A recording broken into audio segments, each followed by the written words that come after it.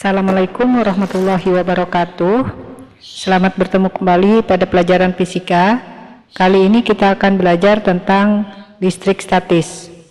Untuk memulai pelajaran hari ini, marilah kita bersama-sama membaca basmalah. Bismillahirrahmanirrahim. Pertama kita lihat kompetensi dasar listrik statis. Aspek pengetahuan 3.2, menganalisis muatan listrik, gaya listrik, kuat medan listrik, flux, potensial listrik, energi potensial listrik, serta penerapannya pada berbagai kasus.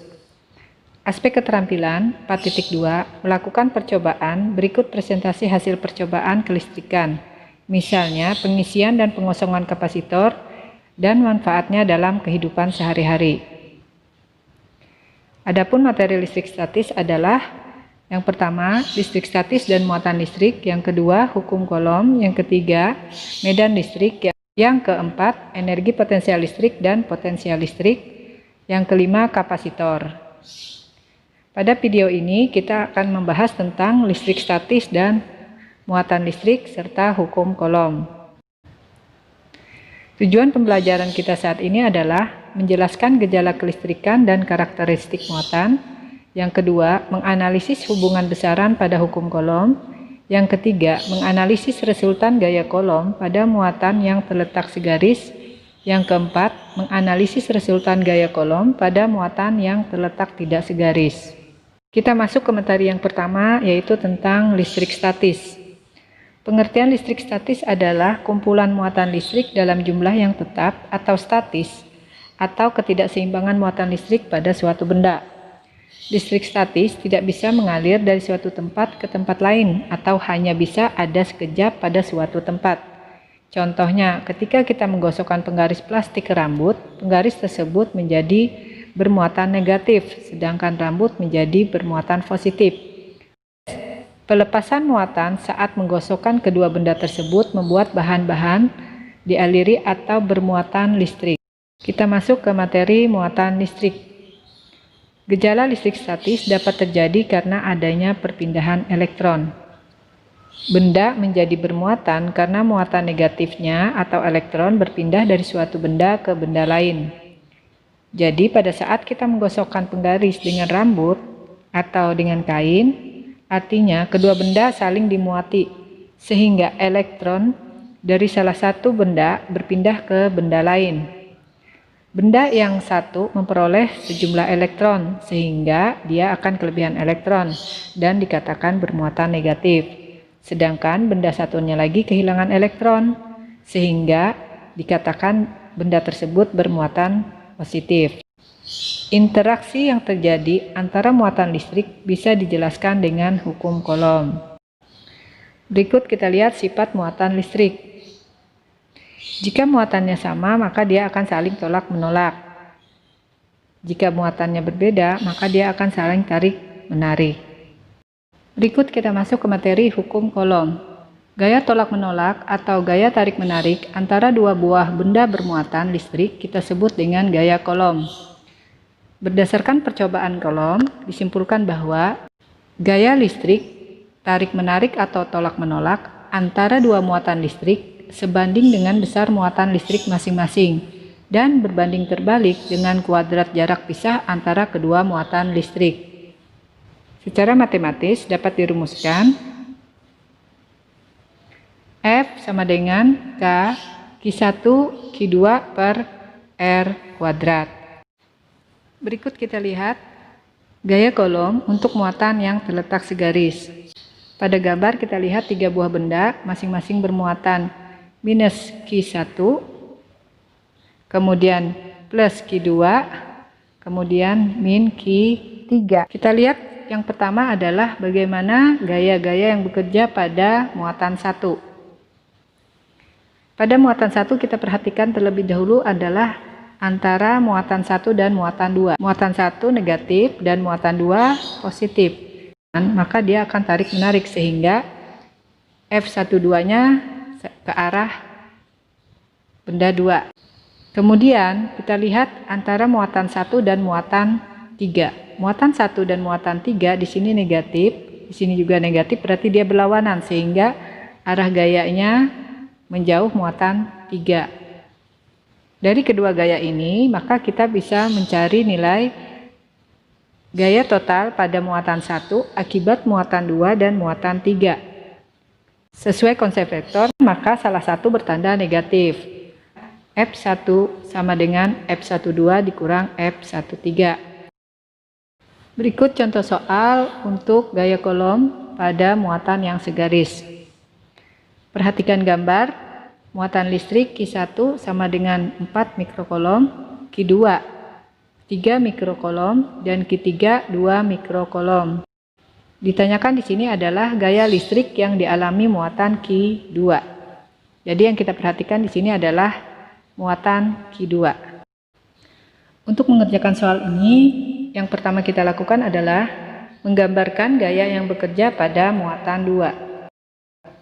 Nah, kita lihat dulu antara muatan 2 dengan muatan 1. Karena dia berlawanan, maka gayanya di sini adalah F21. Kemudian antara muatan 2 dengan muatan 3 juga tandanya sama-sama positif, maka dia juga berlawanan sehingga arahnya pada muatan 2 ini adalah ke kiri. F23. Nah, sesuai dengan penjelasan yang pertama tadi, maka F total di muatan 2 adalah tinggal kita kurangkan, yaitu F21 dikurang dengan F23.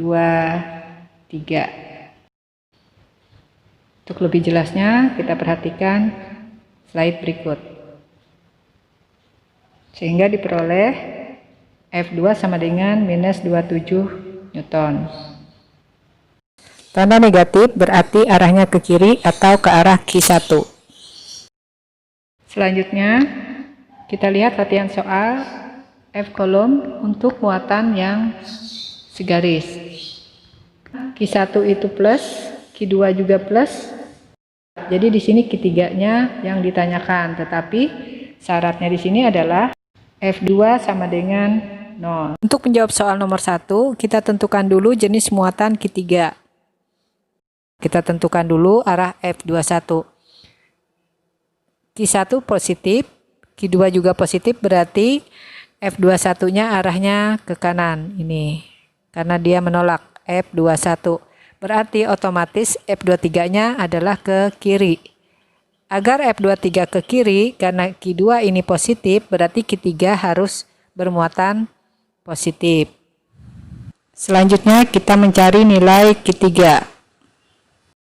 Karena dia syaratnya 0, berarti F23 itu nanti akan sama dengan F21.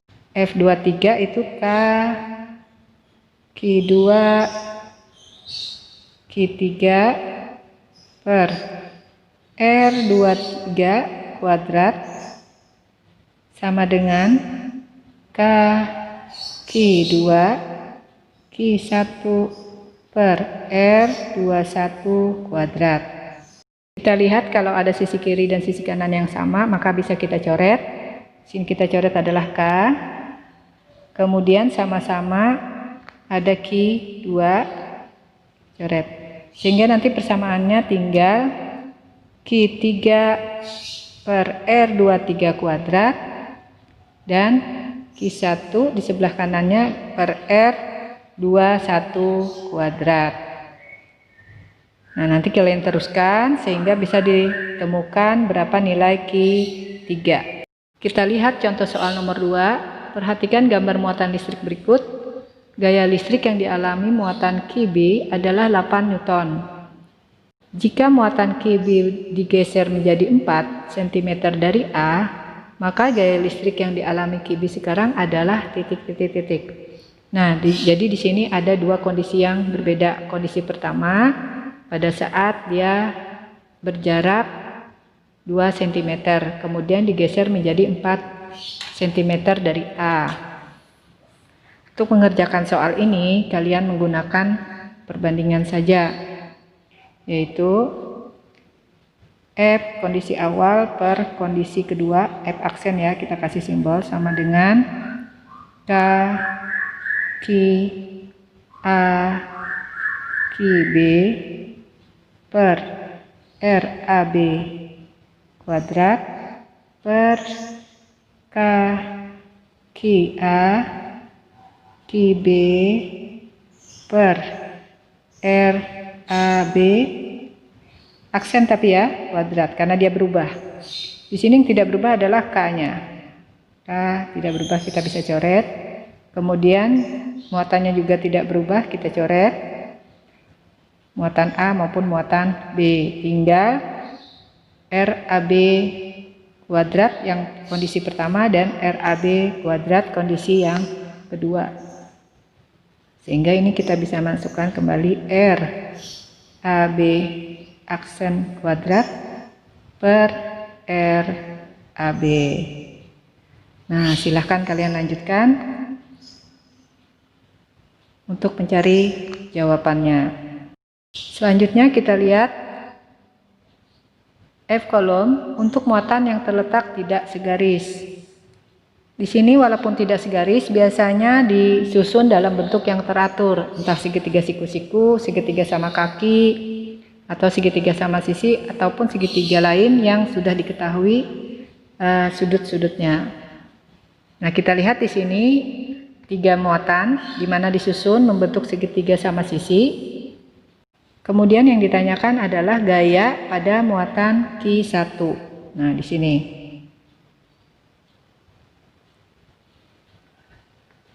Yang pertama kita lakukan adalah menggambarkan gaya yang bekerja pada muatan 1 dengan adanya muatan 2 dan muatan 3. Nah, yang pertama kita lakukan adalah menggambarkan gaya yang bekerja pada muatan 1. Kita lihat di sini muatan 1 dengan muatan 2 terlebih dahulu, tandanya berlawanan, berarti dia saling tarik-menarik. Di sini F1, 2. Selanjutnya antara muatan 1 dan muatan 3. Karena dia sama-sama negatif, berarti menjauhi ya, berlawanan. Sehingga gambarnya adalah, kita ambil lurus seperti ini. Nah, jadi dia lurusan dari sini ya. Jadi dari sini. Ini adalah F1, 3. Nah, ini sudutnya. Ingat, sesuai dengan penyelesaian untuk mencari resultan vektor yang membentuk sudut tertentu, yaitu dengan rumus kosinus. Ya. Untuk lebih jelasnya, kita perhatikan slide berikut. Berikut kita lihat contoh gaya kolom pada muatan yang terletak tidak segaris. Diketahui segitiga ABC sama sisi dengan panjang sisi 3 desimeter. Nah, di sini dikatakan sama sisi, puncaknya adalah C. Berarti kita gambarkan. Berarti ini C ya, C. Ini kita kasih A, ini kita kasih B. Nah, seperti ini segitiganya. Jadi yang kita gambarkan adalah gaya pada muatan C.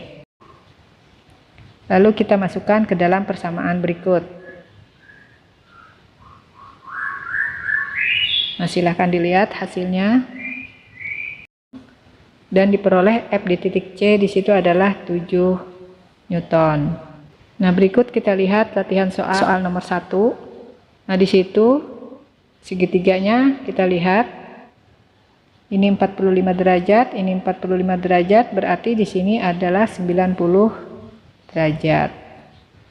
Nah, yang ditanya di sini adalah resultan gaya listrik yang dialami muatan C, sama seperti tadi ya. Nah, tinggal kalian gambarkan gaya pada muatan C terlebih dahulu akibat muatan A dan muatan B. Nah, nanti baru dicari pakai rumus yang sudah diberikan. Selanjutnya kita lihat latihan soal nomor 2. Yang ditanya di sini adalah gaya pada muatan Q1. Seperti tadi juga, gambarkan dulu gayanya, kemudian masukkan ke dalam persamaan yang sudah diberikan. Demikian pelajaran kita pada hari ini, semoga bisa dipahami dan dimengerti. Kita tutup dengan bacaan hamdalah. Alhamdulillahirabbil alamin. Wassalamualaikum warahmatullahi wabarakatuh.